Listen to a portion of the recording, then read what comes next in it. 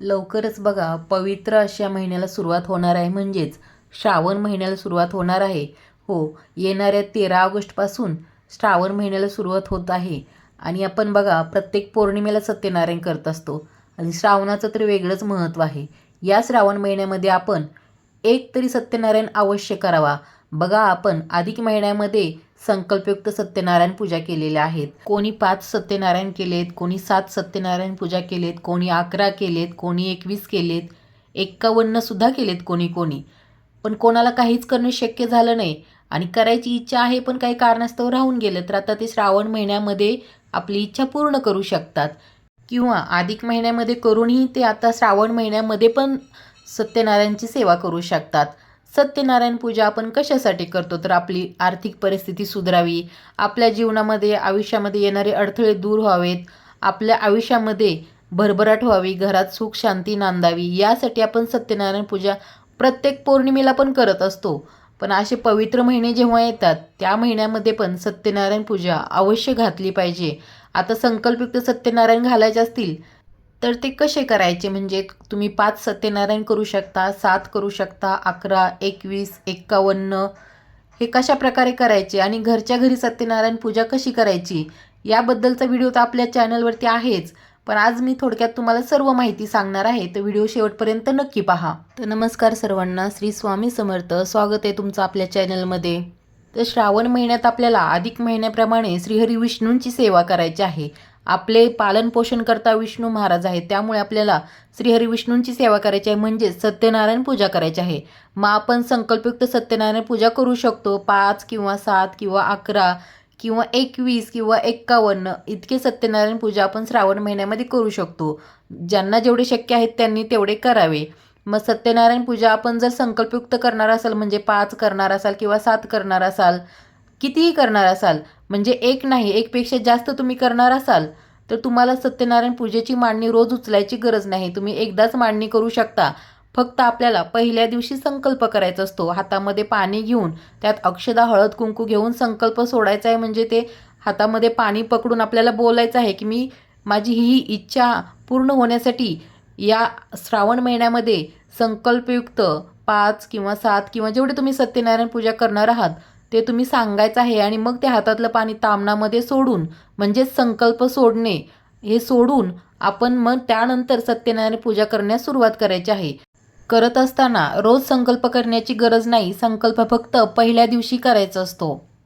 तर बघा श्रावण महिना एवढा पवित्र महिना आहे, या महिन्यामध्ये तुम्ही संकल्पयुक्त पण सत्यनारायण करू शकता. पण काही कारणास्तव तुम्हाला संकल्पयुक्त सत्यनारायण करणं शक्य नसेल तर बघा नारळी पौर्णिमा आहे, श्रावण महिना आहे, या दिवशी तुम्ही एक तरी सत्यनारायण अवश्य करावा. असं म्हणतात वर्षातून 1-2 सत्यनारायण आपल्या घरामध्ये झालेच पाहिजेत. ज्यांनी अधिक महिन्यामध्ये संकल्पयुक्त सत्यनारायण घातले असतील त्यांना नक्कीच काही ना काही अनुभव आला असेल. त्यामुळे या श्रावण महिन्यामध्ये पण सत्यनारायण घाला. आणि ज्यांना शक्य नाही जास्त संकल्पयुक्त सत्यनारायण करणे, त्यांनी पूर्ण महिन्यामध्ये पौर्णिमेच्या दिवशी किंवा सोमवारी किंवा असं मध्येही तुम्ही करू शकता. एक तरी सत्यनारायण तुम्ही अवश्य घाला. आता घरच्या घरी सत्यनारायण कसे करायचे, तर घरच्या घरी एकदम साधी सोपी मांडणी करायची. आपल्याला एका पाटावरती किंवा चौरंगावरती खाली गहू ठेवायचे आहे, त्याच्यावरती कलश ठेवायचा आहे, म्हणजे तांब्या ठेवायचा आहे. त्यात 1 रुपयाचं नाणं, सुपारी, हळद कुंकू, पुष्प टाकून त्यावरती तामण ठेवायचं आहे. आणि त्या तांब्याला 5 पानं लावायची आहेत. तुम्ही विड्याची लावू शकता किंवा आंब्याची पानं लावू शकता. आणि त्यावरती आपल्याला तामण ठेवायचा असतो. तामणामध्ये आपण तांदूळ ठेवतो आणि त्यानंतर आपल्याला त्या तांदळावरती बाळकृष्णाची मूर्ती ठेवायची असते.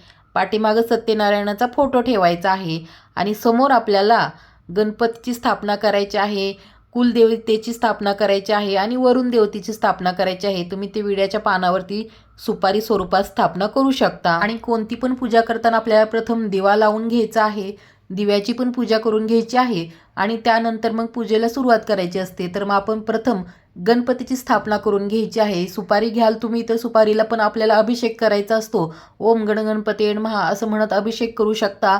नंतर सुपारी जागेवरती स्थापना करायची आहे, हळद कुंकू अर्पण करायचं आहे, पुष्प अर्पण करायचं आहे आणि आपण बोलायचं आहे, हे गणपती बाप्पा मी तुम्हाला हळद कुंकू अर्पण करत आहे, पुष्प अर्पण करत आहे, असं बोलत आपण ही सेवा करायची असते आणि नंतर आपल्याला गुळ खोबऱ्याचं नैवेद्य दाखवायचं आहे.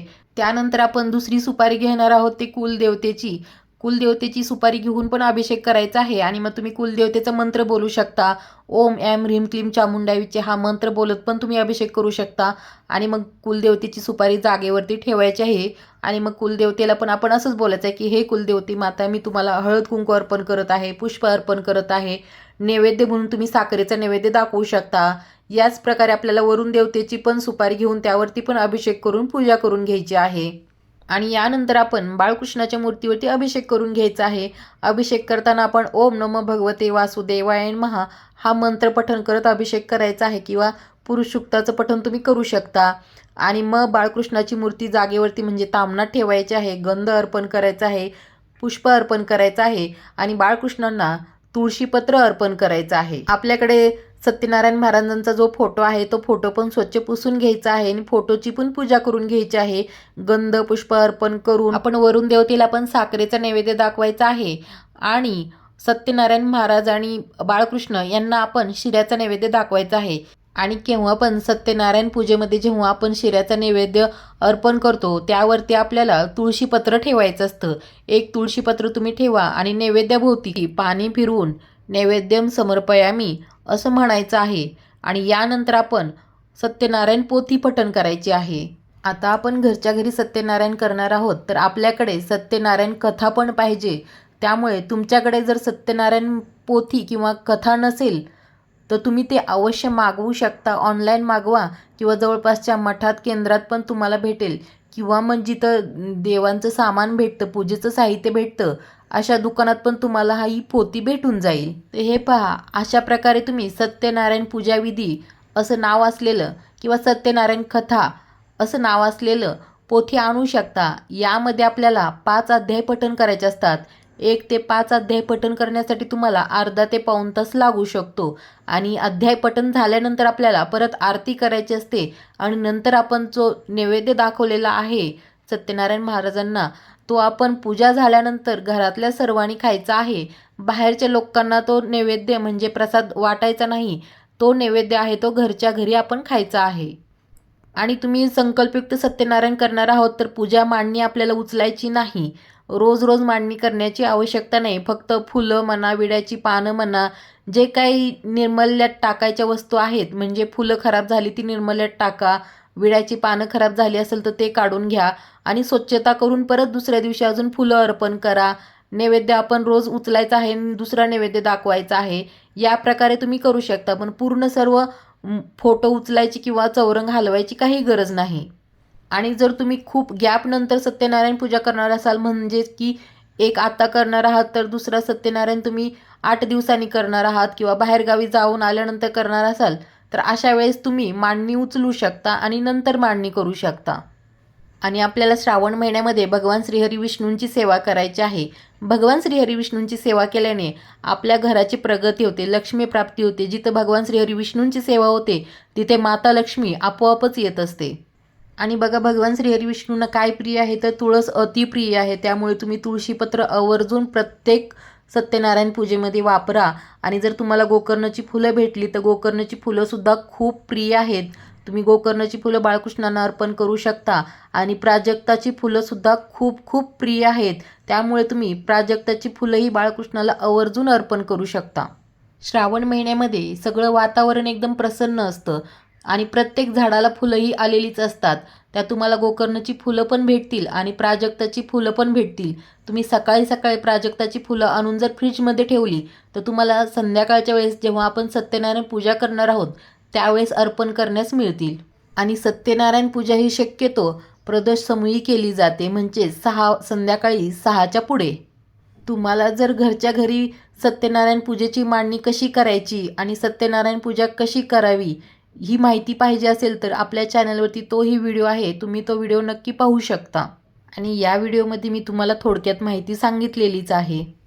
चला तर मग, अतिशय महत्त्वाच्या माहितीवरती व्हिडिओ होता. व्हिडिओतली माहिती तुम्हाला आवडली असेल तर व्हिडिओला लाईक करा, कमेंट करा आणि चॅनलला अजून सबस्क्राईब केलं नसेल तर आपल्या चॅनलला सबस्क्राईब करा.